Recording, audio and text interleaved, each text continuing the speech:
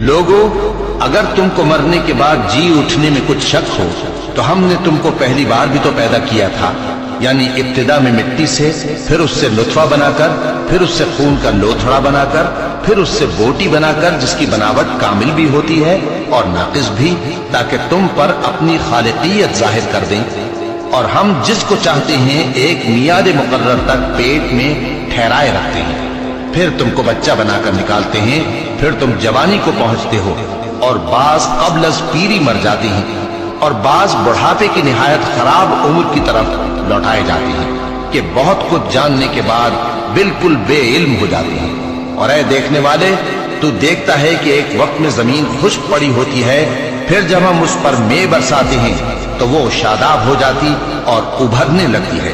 और तरह तरह की बारौनक चीजें उगाती है। इन कुदरतों से जाहिर है कि अल्लाह ही कादिर मुतलक है जो बरहक है।